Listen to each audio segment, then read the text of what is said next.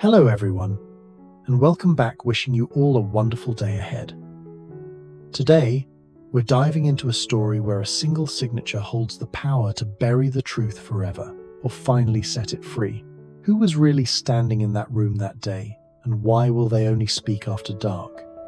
If you enjoy the journey, don't forget to hit subscribe so you never miss what comes next. The morning fog sat low over the tiled rooftops of Tu Tieu's tea house. Not cold, not warm, just enough to make the world a little softer, a little slower, as though the day itself needed time to breathe before beginning. Uri sat across from Tu Tieu, both hands wrapped around a warm cup, eyes resting on the photocopy spread between them on the table. The signature they had been studying for days. Neither of them spoke right away. That was one of the things Uri had come to appreciate most about this place. About the woman sitting across from him, the silence here was never heavy. It was simply space, a kind of openness where thoughts could find their footing. "This is not Mrs. Ngia's signature," he said it quietly, the way someone might comment on the weather. Tu Tieu nodded once. "You were certain yesterday. Are you more certain today?" "More certain." He set down his cup. But being certain within yourself is one thing. Proving it to someone else is entirely another. Even if you bring in a handwriting expert, the other side can bring in their own expert to say the opposite. She took a slow sip. You need the official witness trail. Who was present? Who stamped it? Who signed off as witness? Something surfaced in Uri's memory, faint but intact. A name, a small office, the smell of old paper, the sound of a heavy stamp. The company always used the same notary for important documents. He worked with the family since my father was managing things directly. I remember my father mentioning him. He was careful. He never certified documents until everything was verified. "What's his name?" "I need to ask Mrs. Ngia." Tu Tieu nodded, then smiled gently. "Then go ask. But remember, you're not going to find ammunition for an attack. You're going to find the truth." She paused. "If that paper was made to lie, then we go to the person who put his stamp on it." Mrs. Ngia was seated in her familiar room, the morning light filtering through a pale curtain, drawing thin gold lines across the surface of the desk. She looked tired, the kind of tired that belongs to people accustomed to enduring, not the kind that breaks you, just the kind that settles in and stays. Uri placed the photocopy on the desk. Mrs. Ngia looked at it longer than necessary, then exhaled softly. "I know my own signature. This is not mine. I need to find the notary who stamped the original. To confirm the date, the documents, who appeared." Mrs. Ngia was quiet for a moment. She rose and opened a drawer, retrieving a worn folder. She leafed through several pages and pulled out a business card yellowed with age. "Minduk. Notary office on Ly Street, near the old market. He worked with our family since the late 90s. She set the card on the desk. "He is a careful man, but careful people can still be pressured if someone knows the right way to apply it." Ngia looked directly at Uri. "Precisely. Ask for dates. Ask who came, who signed, what documents were presented. Don't lead him. Let him remember on his own." She paused. "He may be frightened. He may be ashamed. If you arrive carrying judgment, he will close the door before you finish your first sentence. Kindness opens doors that force cannot." She turned toward the window. "We fight with truth, Uri, and truth requires patience." The road from the outskirts into the city center took nearly 2 hours. The first stretch winding through low hills, where the phone signal came and went in waves. The second gradually thickening with traffic and noise. Uri drove alone, music low, his mind running through the questions he intended to ask. His phone buzzed. "Tu Tieu, how far along are you?" "Past the hills. About 40 minutes out. Don't sign anything. Don't meet anyone except Mr. Minduk. Her voice wasn't worried, just precise, the way someone reminds you to bring an umbrella before you step outside. Are you worried I'll accidentally sign something on a roadside? He smiled. I'm worried someone might happen to run into you and redirect the whole day. She'll already know you're looking into something. Uri didn't answer immediately. She wasn't wrong. I won't be redirected. A few minutes later, his phone buzzed again, a short voice note from Tieu Tieu. He opened it, volume just loud enough to hear. Slow breath, warm heart. The notary office of Minduk sat inside a narrow alley, roughly 50 meters from the main road, its sign gold lettering on a faded blue background visible from the entrance. Inside, the space was smaller than Uri had imagined. 2 desks, a floor-to-ceiling shelf of stacked documents, an old electric fan turning quietly in the corner, the smell of paper and ink, the particular smell of decisions that had been stamped and filed and kept. Minduk sat behind the far desk, grey-haired, metal-framed glasses, hands resting on an open folder.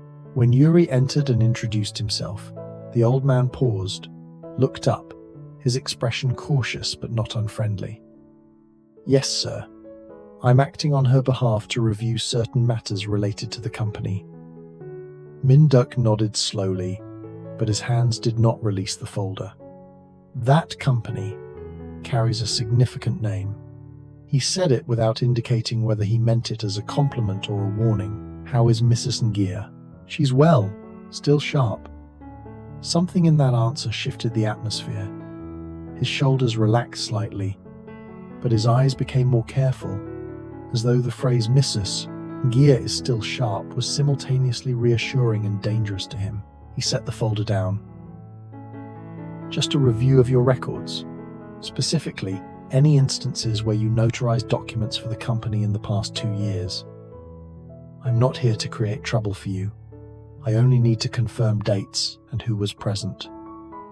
Then, very briefly, he glanced toward the window, a quick, involuntary movement, the habit of someone long accustomed to checking whether anyone was watching from outside. He said nothing. The door was now gently closed. The fan continued, its steady turning in the corner. Mr. Minduk poured water, not offering it, just setting it on the desk, the action of a man who needed a few extra seconds to organize his thoughts. There was one occasion, he began slowly. I remember it because it was different. Uri didn't prompt him. He waited. Miss Lin came, alone. The old man looked down at his hands. She brought a set of documents. Said they needed urgent notarization. Said Mrs. Ngia was. He paused. A personal matter, she said. Do you recall the date? Mr. Minduk rose and moved to the shelf, running his finger along the spine of a worn ledger. Uri noticed his hands a faint tremor, small but present. The old man opened the book and traced down a column of entries. March, last year, he read quietly. The 17th. Uri entered it into his phone. March 17th of last year. That was precisely during the week Mrs. Ngia had been admitted for her routine health evaluation, nearly a full week away from the office. The same window in which the board had convened an emergency session over a major contract that was never afterward fully explained. What documents did Miss Lin bring? A power of attorney and an amendment to the company charter. Mr. Minduk returned to his seat, his voice heavier now, as though the words themselves had weight. She had a temporary authorization letter, said Mrs. Ngia had signed it before going into hospital. He stopped. I asked. She said there was nothing to worry about, that everything had already been agreed upon. Did you verify the authorization letter? Mr. Minduk did not answer immediately. That was answer enough. Uri held his gaze without any trace of judgment. Is there anything else you remember about that day? The old man sat still for a moment, his eyes drifting somewhere into the middle distance between them. Her perfume. I remember that, he said softly. Something light but distinct. He folded his hands, and I remember how she placed the folder on the desk quickly, precisely, the way someone moves when they've done something many times before. He paused once more. She spoke very politely, but her eyes told me not to ask questions. Uri's phone vibrated in his pocket. He glanced down Lynn. He excused himself and stepped into the narrow hallway. "Hello, Uri." Lynn's voice was warm and concerned in exactly the way that was always slightly too calibrated. "I heard you've been very busy lately. Is everything all right?" "Everything's fine. Thank you for asking. Where are you? Is something going on?" A small laugh. "I'm following proper company procedure." His voice remained level. A brief silence. Very brief. Just enough. Then her voice dropped, not entirely, only by a few degrees, the way a still lake surface shifts when a small, cold wind crosses it. She recovered immediately. "You know, the board doesn't respond well to independent investigations conducted without notification, right?" "I appreciate the reminder," Uri said. "I'll keep that in mind." It didn't change his plan, but it reminded him that the margin of time he'd assumed he had might be narrower than he thought. When he returned, Mr. Minduk was looking out the window again. But this time there was no pretense of checking anything. He was simply looking, with the expression of a man weighing a decision. Uri sat back down. "Did you ever tell anyone about that day?" "About a month afterward." The old man's voice was measured. "Someone called. They didn't introduce themselves. They only said, 'You remember that notarization you did for that company? Best to forget it.' Then they hung up." He looked up, not bitterly, only with a deep tiredness. That call was a polite threat. He exhaled slowly. "I have a license to practice. I have a family. I had no desire to lose both because I failed to check carefully enough on one afternoon." Uri regarded him without hurry. Mr. Minduk was not a conspirator. He was a man who had been used at an unguarded moment and had lived with that ever since. Not a great wrongdoing, but not nothing, just enough to keep a person silent. "Mrs. Ngia has no interest in punishing you," Uri said. "She needs the truth. And the truth protects you far more than silence does, because if this case surfaces and you haven't come forward, you become the only person attached to it with no explanation." A long pause. Uri's phone buzzed a message from Tieu Uri. "How is it going? Is he talking?" He typed back quickly. "Progress. Give me a little longer." He set the phone face up on the desk, a small gesture, showing he had nothing to conceal. "Do you still have any personal notes from that day?" "Nothing official needs to be. Just something you wrote for yourself." "Mr." Minduk looked at him for a long moment. Then, without meaning to, his eyes dropped briefly toward a small notebook sitting in the right-hand drawer of his desk, an involuntary glance, but unmistakable. He didn't reach for it. Not yet. The afternoon light had begun to angle gold through the small window, warming every surface in the room, softening the edges of things. "Mr." Minduk straightened slightly in his chair, the posture of someone who had just quietly recovered something they had set down long ago. Uri placed a small folded paper on the desk, not a legal document, just a handwritten note carrying Mrs. Ngia's signature, her actual signature, confirming that she knew of this visit and that she trusted Uri completely to conduct it. Mr. Minduk looked at it. He recognized the handwriting. He recognized the signature. This time, it was real. "She still writes by hand," he said softly. "She said, 'You are a careful and honest man.'" Uri added nothing more. Sometimes the simplest statement carries the most weight. From the phone on the desk, Tieu Uri's voice came through quietly. Uri had switched to speaker at some point without realizing it, and her voice was gentle but clear.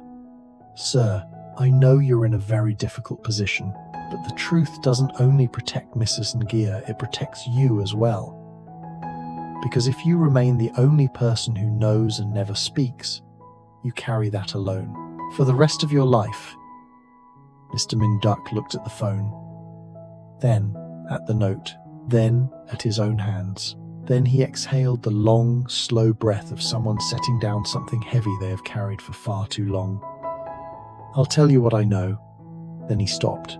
He looked toward the window one final time. But not now. Not in the daylight. Uri waited. Someone is still watching this office. I don't know who, and I don't know when, but I can feel it. Mr.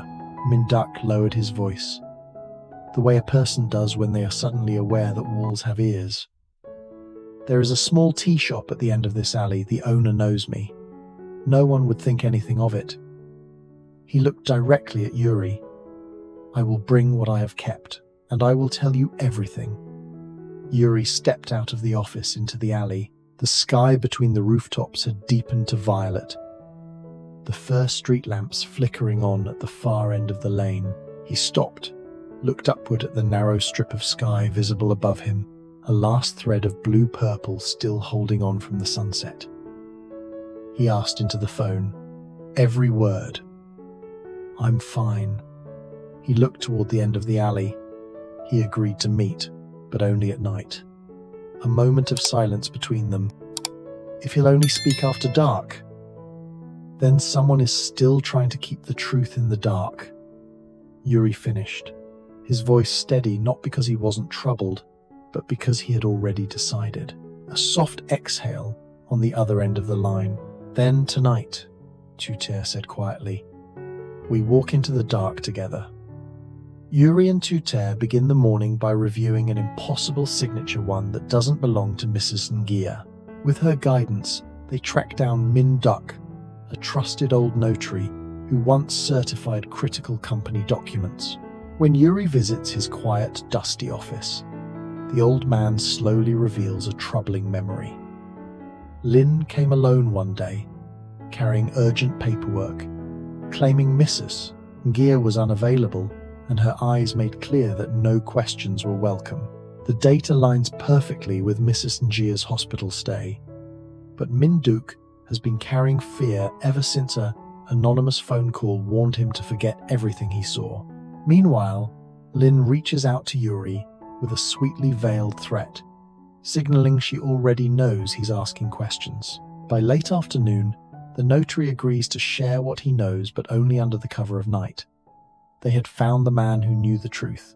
He had agreed to speak, but he would only speak at night after the office was closed, after the street had gone quiet, after no eyes remained to watch. And the real question was no longer what Mr. Minduk knew. The real question was this. Had someone already learned that Uri was going to knock on that door today?